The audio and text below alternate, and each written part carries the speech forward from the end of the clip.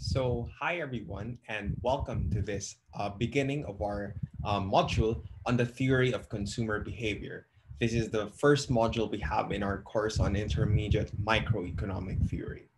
The theory of the consumer behavior is generally the first part of any microeconomic theory course, and we often tackle this in conjunction with how we sort of treat or sort of how we observe consumer behavior, how we make decisions based on certain criteria, certain limitations, and how these things generally define the most fundamental of economic theories. So in this particular module, we're going to discuss all of that, starting first with the concept of utility and preferences, moving on to expenditure minimization, duality, the Slutsky equation, elasticities, and the relationship between these things in basic microeconomics. So it's not going to be too difficult, but I hope that you'll enjoy the lectures as we go along.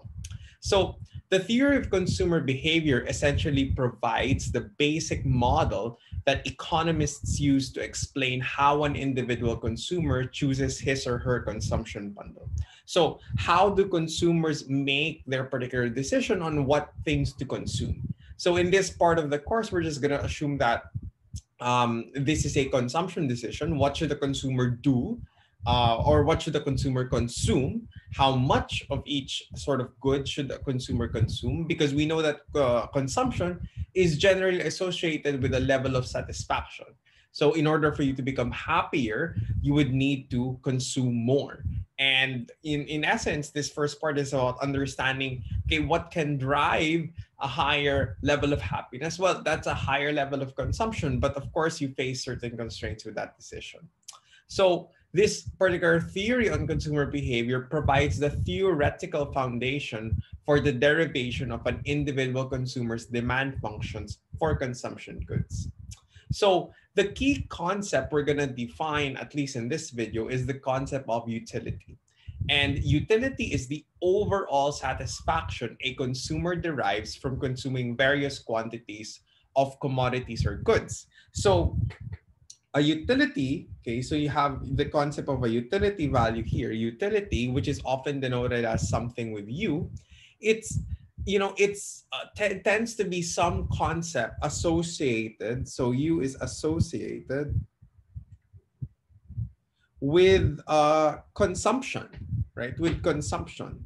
So in order for you to become happier, right, you need to consume goods, right? And of course, there are a lot of goods in the economy, and each good is represented by xi.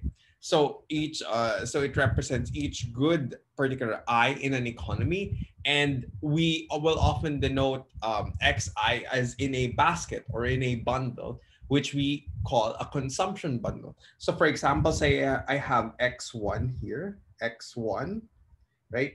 This contains x1, this fancy small x1 quantity of good 1, quantity of good 2, quantity of good 3, and so on, right?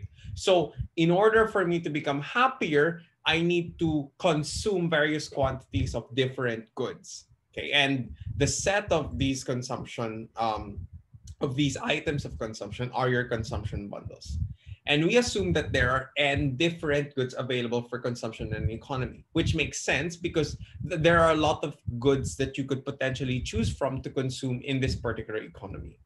And we let the vector x, as I noted earlier, be the consumer's consumption bundle containing the n goods. So each particular bundle has a number of goods. So say x1, as I mentioned earlier, it contains, say, 9 units of good 1, 3 units of good 2, 4 units of good 3, and so on.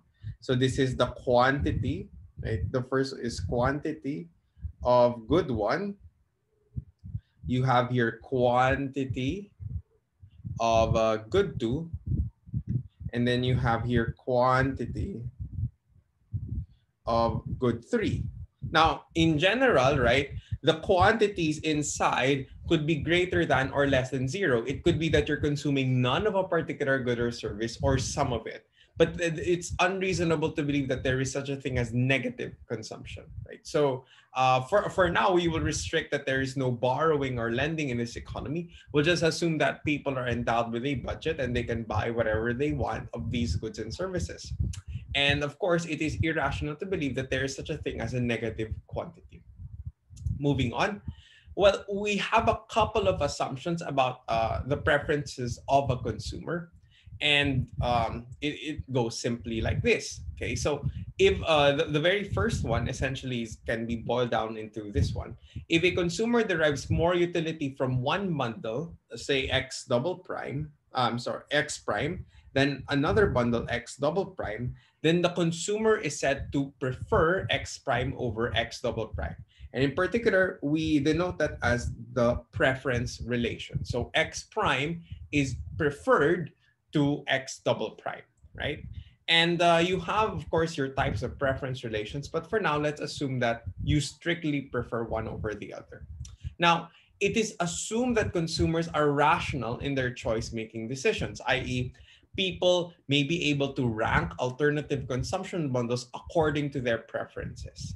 So the very first assumption that we're going to discuss is completeness, right? So according to this sort of axiom of consumer preferences, for all pairs of alternative consumption bundles, X prime and X double prime, the consumer can always specify exactly one of the following possibilities. First, the consumer prefers X prime to X double prime. Second, the consumer prefers X double prime to X prime, or the consumer is indifferent between X prime and X double prime. So essentially, this first one just states that X prime is preferred to X double prime. The second one denotes that X prime is not preferred compared to X double prime. So you prefer X double prime more. And the last one is your indifference relation. So you wouldn't care which bundle you end up consuming, right? So this just implies that a consumer is never paralyzed by a level of indecision. Okay. So that's the first axiom. We're going to discuss the second and the later axioms in another video, but that's it for our simple introduction to the theory of consumer behavior. I hope that you can join me in the future videos and as we discuss the very interesting world of the theory of the consumer behavior. So thank you very much for your attention, and I'll see you in the next video.